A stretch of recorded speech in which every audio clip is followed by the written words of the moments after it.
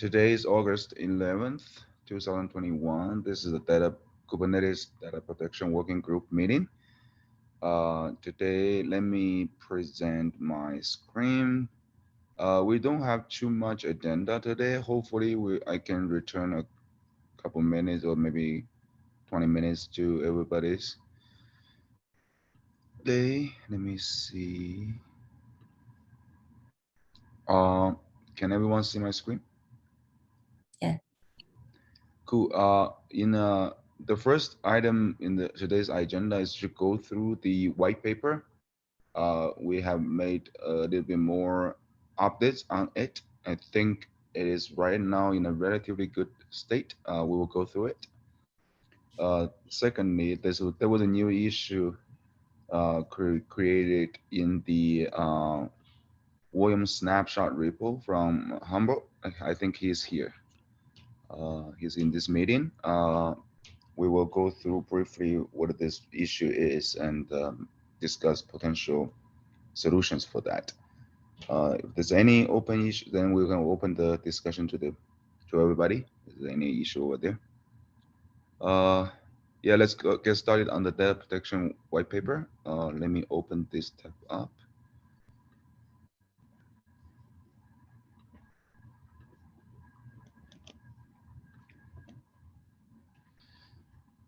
But it has been a really long journey, and really appreciate all the members in this group who have been extensively worked on this white paper.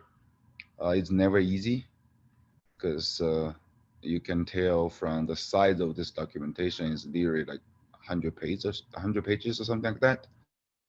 There's a lot of content over there. Xin and I have been going through all the contents in this documentation.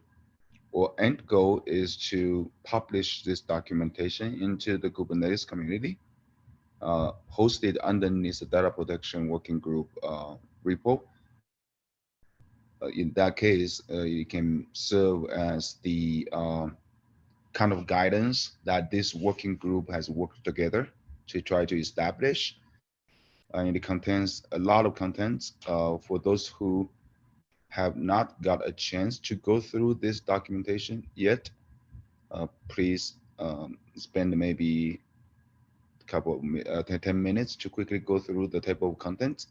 Basically, what we try to achieve using within this white paper are the following. So first of all, we want to define what is the scope of this data protection working group, what exactly we're trying to solve, and what's the definition of the data protection in the Kubernetes context. And then we have a section dedicated to reading about why this is so critical at this moment, why users wants this, and then a lot of use cases. I think a lot of people have been working on this section as well.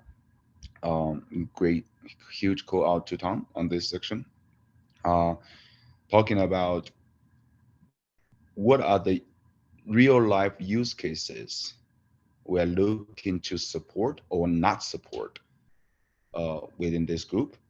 And then the next couple of sections talking about the existing modules in Kubernetes and the missing modules in Kubernetes to allow backup vendors to use Kubernetes native APIs to achieve the goals.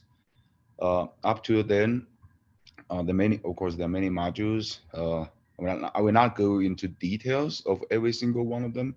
You guys can see there's actually quite a bit of areas are being researched, discussed, or even implemented in parallel by this group, members from this group. Again, huge call outs to those who are working on those specific items. And then we can talk about what we think about is the workflow to do a backup and restoration at the application level, because that would be kind of first major milestone to reach to. There are other appendixes that we will not, I believe we don't plan to put this into the white paper at this moment, but this is the glance of this documentation. If you have any comments or suggestions, please just comment or either reach out to the section owners or Xiangqian and me, or just comment directly on this doc. Xian and I are looking to publish this doc within, I don't know, maybe a month of time frame or something like that. Definitely before when KubeCon comes alive. Xin, do you have anything to add on top of that? Yeah, so I do have some questions on some of the sections. Can you move down a little bit? So I know that Steven and Tom are working on this session on QoS. I don't know if that is complete yet, or you guys still working on it. I see there are some new sections being added. Here. Right. Yeah, I think we're not quite done. Okay. So we probably need a little bit more time, but we can. Yeah, I think it's been hard for Steve and I to meet, but we'll do it by next meeting. Okay, great. Thank you. Can you move down a little bit? I think there's another section. And then another section, I think CBT. So, yeah. CBT. So CBT, I think I copied this is content from, so far this is from the font is here, right? Copy this from your doc. Yeah. Do you have anything, is this, do you have any remaining work, or is it okay just to copy this here? Do you have anything that is ongoing? This is from the doc. I think that's done. That's it, okay. All right. All right, thank you. And so for the backup repositories, can you go there? So see that Prashanta is there. Yeah. Can you, so I'm looking at this, right? So I think this looks a little bit more like slides. So like the why and objective section, can you maybe add it a little more, make it more consistent like the other parts of the doc? Just maybe add it a little bit more. This two section looks, yeah, I mean, it's fine to have some bullets, but it looks like it's entirely. So basically you're saying just to align it with the flow in a way, right? Right, just make this looks more like the rest of the doc, I think. Sure, I think the table is fine, yeah, I think it's. What was this section on? Come again. Backup repositories. What's the short version of what this one was? This was more around, what should the backup repository be capable of, and kind of if you see the objective below, the requirements for creating a backup repository and the kind of guidance in terms of which one to use when. Again, it's a little high level at the moment. The overall consensus was that once we kind of have the rest of the document flowing, we'll kind of touch upon the repositories a little bit more. But right now, it's I think if you scroll down, Shen, or Shen, we scroll down. So maybe if you want to, yeah, maybe add like a definition. Looks like we don't have that, right? So there's a why objectives, but what is a backup repository? So this is like a backup target, right? So like S3 or NFS, that type of. Got it. Okay, yeah, because it's a little different than the others, right? Because all the others are about things we want inside Kubernetes, whereas this is outside, right? Or am I it is actually, Stephen, to answer your question. It's the storage system itself will sit outside, or will likely sit outside the Kubernetes cluster, as you said. But we do want to have a Kubernetes representation of those artifacts, right? For example, the ongoing quasi effort, it's part of that. Got it. Okay, so it's less about, hey, this is how to build a good backup target, whether it's data domain or S3 or something like that. And this is more on how should that backup target be seen inside the Kubernetes cluster? You are exactly right. Okay. That's my thought, at least. That is how we kind of constructed this as well. Yeah. Okay, that makes sense. Thank you. Yeah, you can probably add. Do you have a reference to Cozy here? Like, that's probably good to just add a reference. I believe in the table, I think. Okay. I think we do call out Cozy and things that we want to do over there. Yeah, so Stephen, if everyone else, if you have any comments, please add it here so Prashant can address your comment. Yeah, I can also work with the person on that as well. If you need. Sounds good. Yep, sounds good, Xiangqian.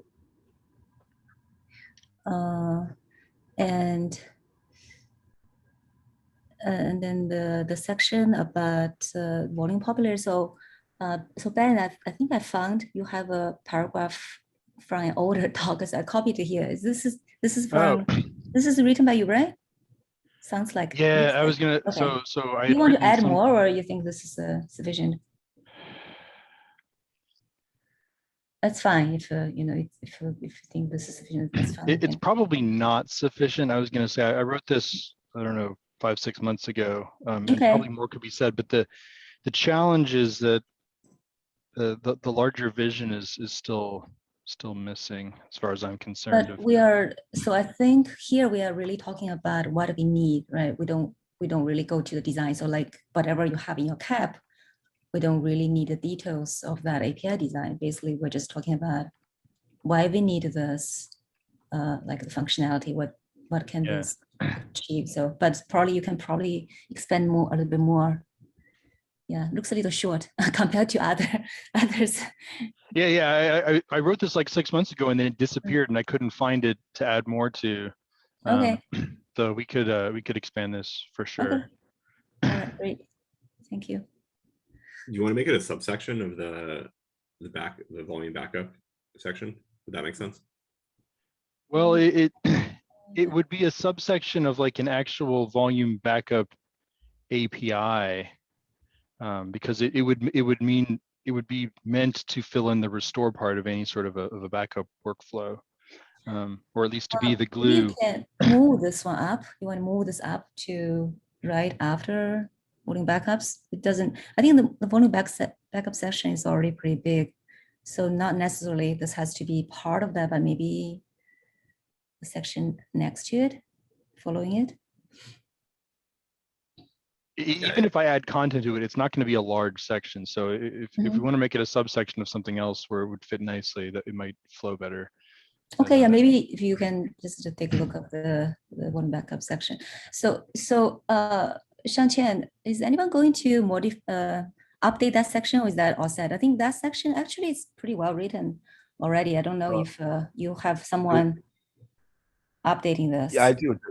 I took a look at the volume backup section actually the other day. I'll ask Noah to take another look, Okay. but I do feel we want to probably shorten this for a little bit. This is too long. Okay. What do you think? Fine. Yeah, sure. Yeah, whatever you think is appropriate. Let me actually. We actually have not we have not looked at this one for quite some time. Yeah, because okay, I need to switch to my own account to do that. Don't worry, I'll take care of that. Okay. So okay, now can we go to the end? I just want to see like what we want to include, right? Can we just take a quick look and see if we can make a decision? Of course, we're not going to include the appendix, I think, but the section of, so I think this one we are not quite ready yet. The application backup and the last section before appendix. Do you think? You mean? Yeah. Do you think this is ready, write-up? or do you think this section? You think this section is ready, or you think this section we don't want to publish in this version, or you think we want to? Have you taken a look of this? This is pretty much from this other tab actually. I did. I have a separate doc tracking for this.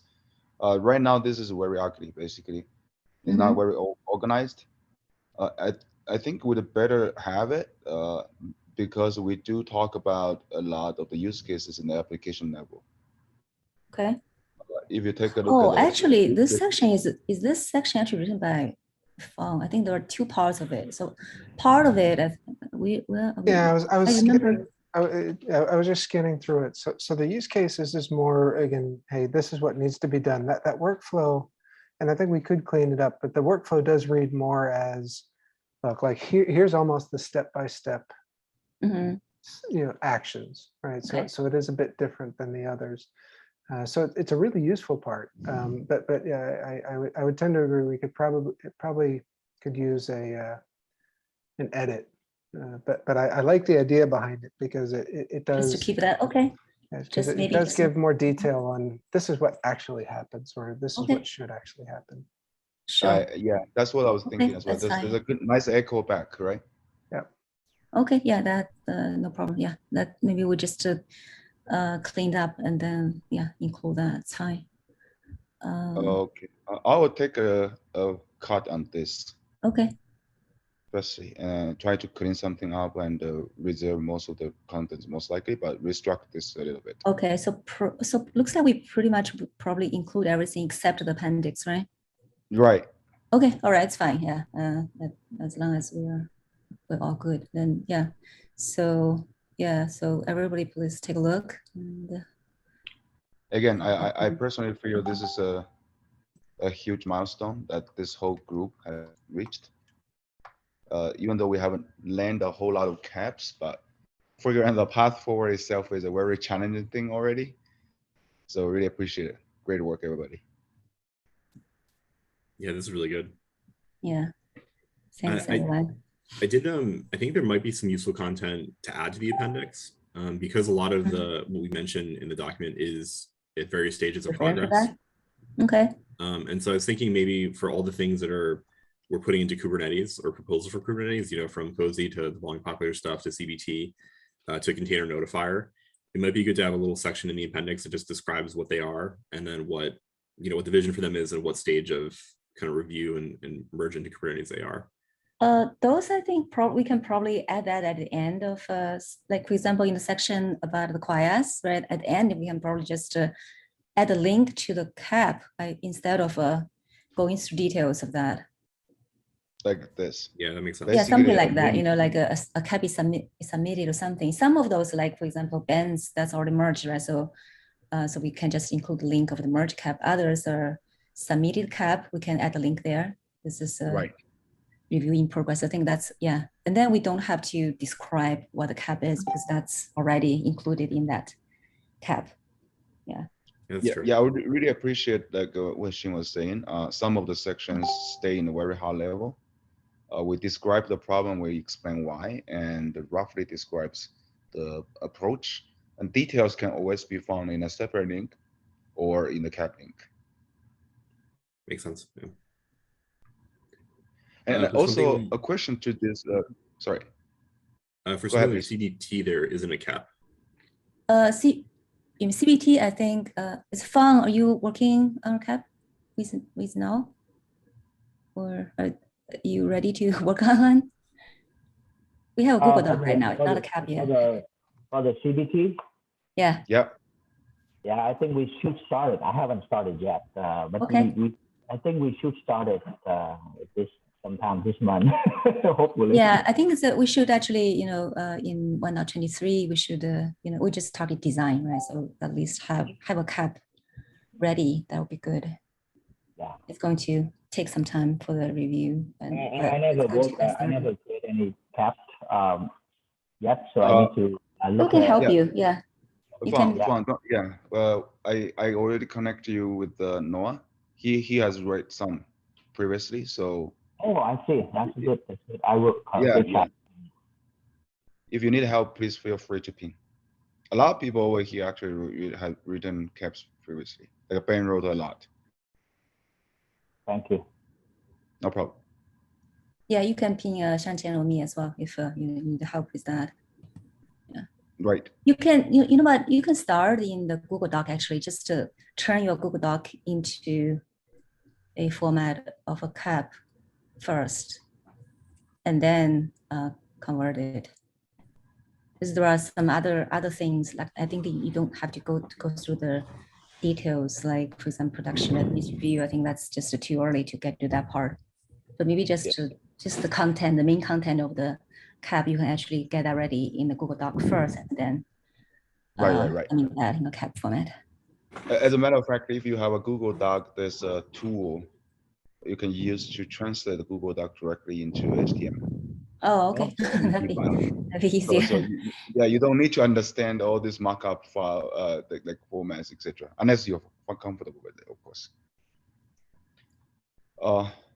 A general question to this group over here. I find it interesting that we tend to not use a lot of diagrams in those write-ups. Do you guys feel it's a good idea to include some of our diagrams in this? I think we should actually. We should at least have one diagram. We could have more if we want, but I think we talked about this one a little bit. Remember, we have that diagram that shows the workflow, the backup restore. I think Tom has some comments, right? I think you actually said you are going to. I have one already. I have it already. Okay. Yeah, it's just I couldn't find any examples in Kubernetes community from the official docs.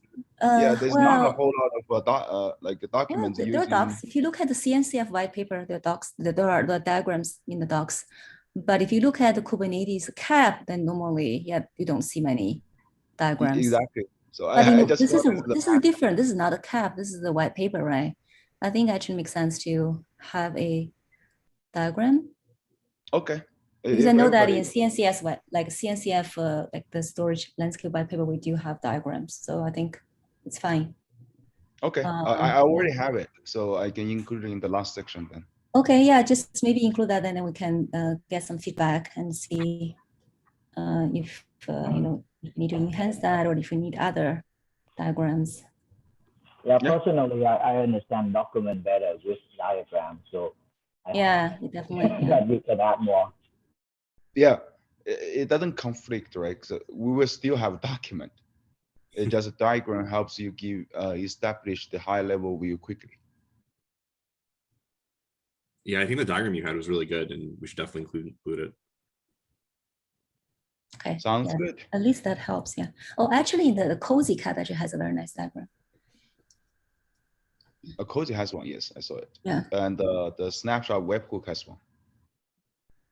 I can help adding some diagram for the CBT and the. Okay. Yeah, I think that helps. Yeah. Because I already created for one of our presentation before. I just copy it over, I guess. Okay. Cool. Any more questions? Please feel free to comment on this talk. We're halfway through today's meeting, so if there's no more questions, no more comments, then I'm switch to the next topic.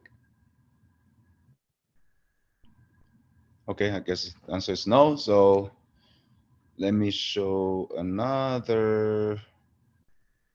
There's an issue that raised up recently. Actually, Humble, you are here. Why don't you just describe the issue? It's probably better that you still share the screen. You can. Yeah, I'm doing this right now. Okay.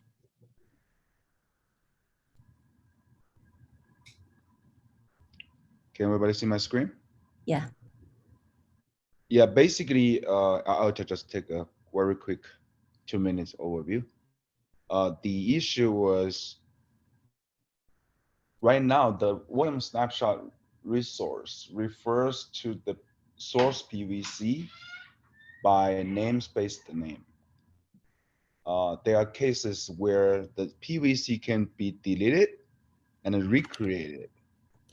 In that case, the volume snapshot will point potentially to a wrong PVC. From user's perspective, it is kind of a misleading and also carries wrong information. So that's basically the problem. Now, I think there's some discussion over here between Humble and Xin already. One of the potential ways, of course, adding the UID into the status field. So this is gonna be an API change, but I have questions for this issue itself as well. Let me just toss my questions out. Firstly, even though they are, even though it ends up pointing to the PVC by namespace the name, it doesn't mean that there's no way we can figure out the original mapping, right? So this statement over here, I don't think it states, because the snapshot content still carries the volume ID, right? And that can be mapped against the PVC's corresponding PVC volume, right? That of course needs the user to have the corresponding privilege to see the volume snapshot content and PV resource. That's one. Xiangqian, but then you can't just by looking at those two objects and figure that out, right? You do need to Sure. query your storage to find that out. So I can that's a challenge. No, why you need to query your storage system? You don't need to. If you just if you just look at the volume ID itself, and then you look at so you're saying you look at your volume snapshot. No, how do you see that? Oh, you're saying you look at the original PVC, you find that volume handle, and then compare that with the handle in the content. Exactly. In the content, okay. Right. This way you can still do that, right? Yeah. Another approach, which is not ideal, is creation timestamp. Right. A PVC has to exist and bounded before a snapshot can be taken. If a PVC has a timestamp that is newer than a snapshot, it's likely, not absolutely, likely this is created afterwards, right? Right. Yeah, I think that's you can still achieve that. Whether it's convenient or not, I'm not saying that it's convenient or the right thing to do, but just saying that there are still ways you can achieve the goal here. So my question is, like, what do we want to achieve over here, and what are the? I'm a little hesitant to the UID over there. Yeah. Let's ask. I don't know if it seems you have some problem with this audio. Humble, you try again.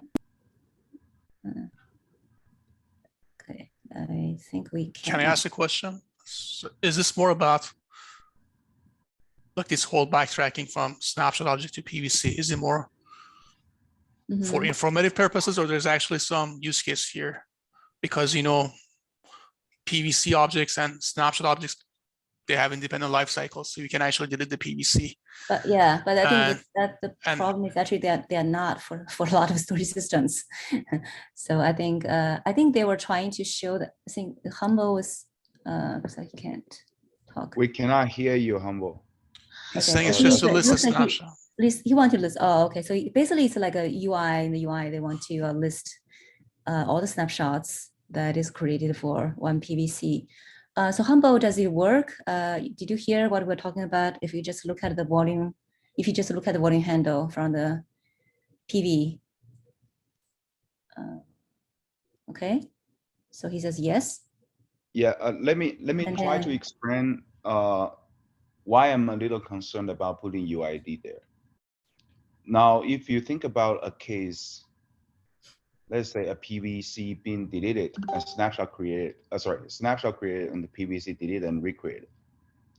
If the PVC happened to point to the original volume, original PV that the previous PVC points to with the same name, of course, then basically now the snapshot points to some UID that doesn't match the current PVC's UID.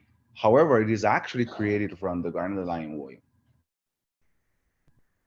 Okay, so you're saying the static, basically, okay, you delete it, so it become a static binding. Okay. Yeah, exactly. Then it could screw up the thing as well. You won't screw up, but still misleading information.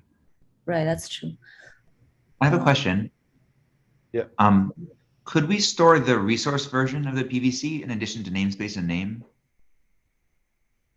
The resource version doesn't matter here, Noah, because once you delete it, the resource version is gone, right? So revision is not gonna be. You are saying that the resource reversion of the PVC potentially, but what we can use that for? Oh, so I think I misunderstood. I was saying the resource version, if you delete it and recreate it, the resource version would go up. But if it starts over, then that's illegal. Whether it will go up or not, I'm not sure, but it will basically not on the same. It's effectively a new resource if you recreate. Okay, yeah. Then no, that won't solve the problem. I see. Thanks. The resource version goes up because it's based on the etcd version, so it would go up. But the fact that whether it goes up or not, it changes. That's what matters. And right. everywhere in the Kubernetes documentation, they say like don't rely on it going up. Whenever you update the PVC, it will also go up as well, right? Even, yeah, I guess basically like the use case is this. The use case is that we're trying to build a snapshot catalog, right? Based on PVC and snapshot objects. I guess this is the use case, right? You're trying to, using the, in a way we're building it, we're trying to like by querying like the PVC objects and snapshot objects, we're trying to find a catalog of all the snapshots for a given volume, right? And this catalog is not something, you know, external to Kubernetes. We're trying to leverage existing Kubernetes API objects for that purpose. And just by going by the name of the PVC and the snapshot mapping is not sufficient. So that's the problem we're trying to solve. Yeah, I see Humble is confirming. I think either way is not. So if you just look at the, well, so it's still not sufficient, right? So basically, we do have this problem. You can actually do static binding. So that's a problem. So if you just look at the name and look at the volume handle, that's still not enough. Mm-hmm. So what's the ask? The ask is to record the UID in the status, or? So that's just something that we were thinking if that makes sense, right? So it's not a. I think the ask is he was asking what he was asking to. So UID in status, it's okay, right? What? Why would it not be okay to record the UID? No, I think so the UID. Okay, so Xiangqian, yes, the UID actually, I think it does make it more unique, I think. The static case, well, so because UID will change, it will be different every time you create a PVC.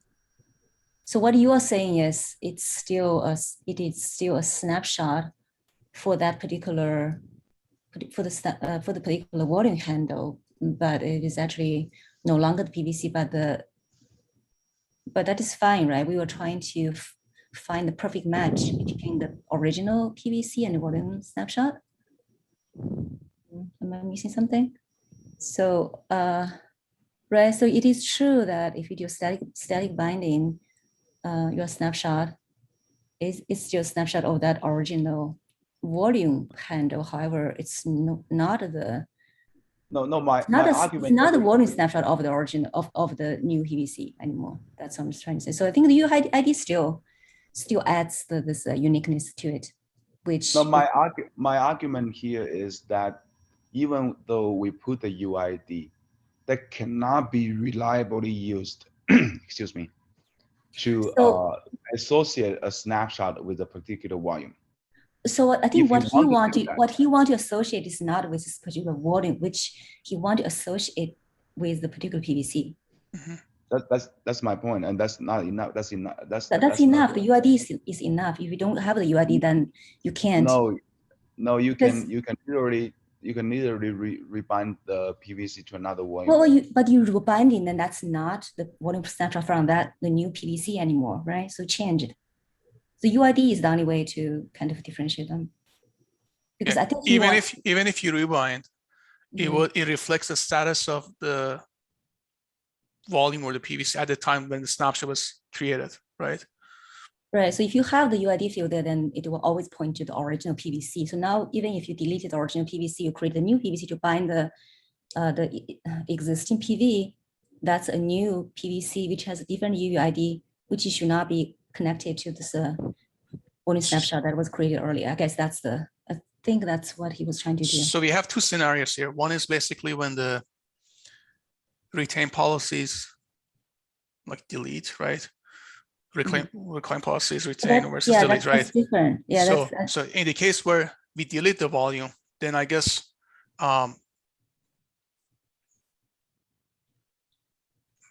delete volume. We have again two scenarios. There's the scenarios where the snapshot and the volume are decoupled from each other, and I think it's perfectly okay for snapshot object to point to a PVC that no longer exists.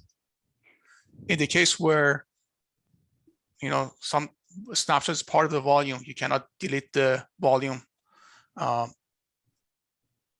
without, you cannot delete the volume. So here, if you delete the volume, basically you lose all the snapshots. So for that case, again, we are not preventing anything on the Kubernetes side. We're not doing any preventions there. It's just a storage driver that enforces the right behavior, right, for that scenario. Yeah, we're not talking about changing that. I think he was just trying to. No, I'm just trying to see whether cover all the scenarios we're covering as far as like the PVC to snapshot mappings. So, and the case, so like basically, I mean, shall we walk through all the scenarios? I think this maybe. Yeah. So I think he was just trying to find the proper PVC to volume snapshot mapping, whatever is original one. That's what he was looking for. It's not really looking at the volume to snapshot mapping. He's looking at the volume snapshot object to PVC object mapping. I think I guess that's the thing. But yeah, if that's the goal, right? Like what Xiangqian said, you can go to the volume snapshot content and figure out if this snapshot is the pointing to the same PVC. No, but if you want the original PVC, then that's not there anymore, right? If you just if you can find the matching volume handle, that's not enough to tell you that's the original PVC. I think he wanted the original PVC. I think it all depends on who's the consumer of this catalog. If the consumer of the catalog is the user, then it's PVC. If the consumer of the catalog is the admin, yeah, I guess it's just then the volume snapshot content should have enough information, because the PV don't change, the PV is still around, right? Especially if it's or if you get a new PV, then again, what matters is really the PV UID, not the PVC UID. Is this Humble? Is this for like some charging or something to show this? It's just for convenience.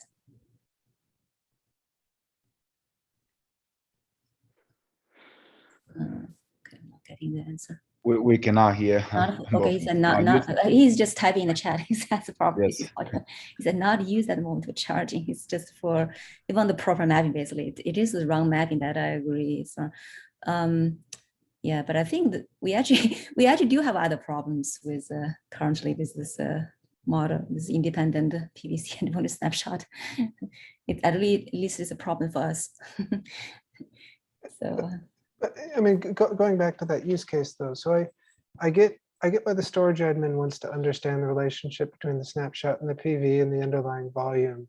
I still don't see the use case for the PVC. I think he was trying to show. They want to show that in the UI. I think his use case. I remember he said it's a UI. He want to display that in UI. This is PVC. This is your volume snapshot. So that they want the original one. That's what they want, I guess. But I guess that's where I'm struggling in the UI. Why would I ever want to see the relation to the PV? Why you want to see the UI? So Humble, like I want to see my snapshots and my PVs. So I think from the backup vendor side, I think normally you don't need that because you probably just delete it anyway. Right. But I think this is for. I think he says OpenShift UI. Yeah, and because I think it's just without this, they can't have the UI. I can't understand that because then the information could be wrong. No. Humble said they have a workaround, which is exactly what I was describing, using content to find out the mapping. So yeah, but then that's not necessarily the original PVC. Is that okay? I guess that's my question. I thought he was saying not okay. Now he said okay. The key thing here is that in my opinion, the snapshot itself is more related to the underlying volume than to the PVC representation. So if I'm a storage admin, I want to understand which volumes I have snapshots of. That I totally agree, right? But not necessarily PVCs. Yeah, but Because you'll have the PVC same can be problem with difficult. the volume now because customer can delete the PVC and the corresponding PV and recreate ones with a similar name. I guess the names would change, the PV names would change because of the way CSI assigns random names to the PVs. But I don't know if you can rely on that behavior. Yeah, PV also, yeah, PV can also change. That's true. PV, you can delete that and you can still keep that. You can keep that volume. That's still possible as well. So, it's not okay. So he's real mapping, but so Humble, but what's the purpose? I guess the people here are asking like, what's the purpose of showing the relationship between the original PVC and the volume snapshot? Maybe they want to show everything that is in the same namespace. I guess that's what I can see because. They just said, yeah. Okay, so it's a listing of everything in the namespace. Yeah, they want to show everything that is in the namespace. I guess that makes sense. Got it. Okay. Okay. Understood. Okay, so. Yeah, we can discuss more this offline and where the issue. So. I guess maybe this is a question for backup vendors. Like, how do you maintain this catalog now? Like, do you get creative with like naming how you name snapshot objects to keep track of these mappings, or? But they don't have to. Or like, do you persist that in a separate database outside of Kubernetes? Yeah, we're creating the snapshots and we persist it in a separate database. So it's a lot easier if you're creating the snapshot. Right. We do have a product that like indexes even just like regular AWS snapshots. And we have some of the same issues when we encounter these sorts of sort of disruptive renames. And basically what we tell customers is, when we're indexing pre-existing snapshots, best effort and, Oh, okay. So you do, okay. You do have this. But that's outside of Kubernetes. But inside Kubernetes, because we create them, it's a lot easier. So I empathize with the problem of trying to look at stuff that you didn't create. I think the VMware guys, I don't know if Dave is on, but I know VMware had similar issues when people tried to sort of index VM snapshots for the same thing. It's tricky coming in afterwards, for sure. Well, for at least for our CSI snapshot, we recommend that you don't keep them, delete them after you're done backing up. Also true. Yes, because there are performance issues if you keep too many around. Yeah, which is the same with VMware too, right? Okay, yeah. You create it, you make your copy, and then you just remember where it mapped. But I know that there are people who vendors, storage vendors who do have the retention policy as well. So they still want to keep them. I don't know but if this is all just handled by the backup software itself, then I think it probably knows what to do with it, right? I think it's getting more challenging if user also go try to delete them manually or something, then things will get messed up. So maybe this is actually not really a problem for backup vendors, since if it's all managed by the same software, then you should probably know what to do with them. Yeah, this does seem like, but I do get Humble's point that so you have a backup admin that knows stuff, but you could have again maybe you're more of your Kubernetes admin, your cloud admin, someone like that says, what the heck is all this stuff, right? And to this filtering point, you can kind of look and say, oh, okay, well, all these snapshots seem to be tied to this PVC, that seems to be tied to this app. Let me go call this app admin and ask him what in God's name he or she thinks they're doing. So I mean, I don't know if that's exactly the use case, but I could certainly see that. So it's separate from what we in the backup space do, but it definitely makes sense in terms of a snapshot management space and a resource management. Yeah, it's also probably give user an idea, because if they see, okay, this PVC has snapshot, maybe I should not be delete the PVC, right? Because that's not every sort of system allow that. So maybe this can give people some guidance. So I can see that is useful.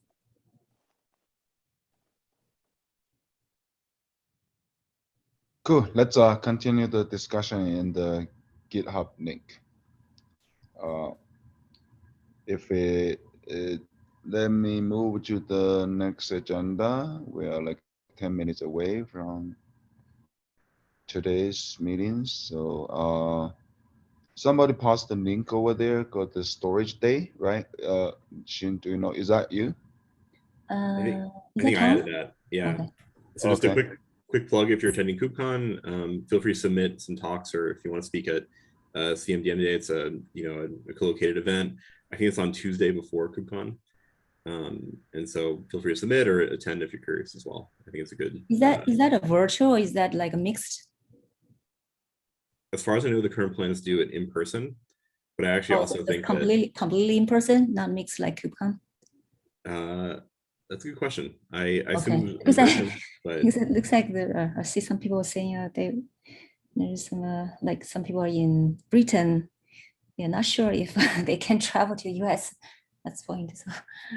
That's true. Yeah. So let me post an update. I'll just add it to the doc. I'll look into it. But a lot of different maybe more companies. complicated if you have mixed. I think it's a little bit hard to manage. It is, yeah. What is KubeCon doing? Mixed. So you can have virtual or you can have in person. Yeah. Okay. Tom, what's the context of this day? It says only like this is a so the pre-collocated co-located event. It usually happens before the KubeCon. I think KubeCon happens on Wednesday, isn't it? Yeah, I think it's Wednesday through Friday. Sessions, right? So normally you have some events before that, right? So it's like colo events. I see. Yeah. So this is the one for storage. Yeah, so this is like a group of community members. And I think it's really relevant for this group, definitely. So are you planning to attend in person, Tom? I have a hotel booked. I haven't booked my flight yet. I'm kind of waiting to see what happens, to be honest. But, okay. And anyone in this group is gonna go in person to KubeCon? I may be going, but just like Tom said, not 100% sure. So we'll play it by the ear. Yeah, I'm in the same boat, and I think there's an agenda item on tomorrow's SIG storage meeting to discuss this among the SIG storage group and see, sort of take the temperature. So we might find out more tomorrow. Xin and I are seriously considering if we go there, it will definitely cause some maybe gathering up within this working group. I can't wait to see everybody's face. Definitely, yeah.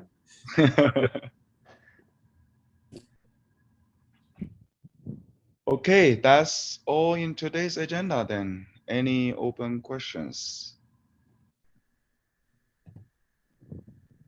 I had one quick open question. One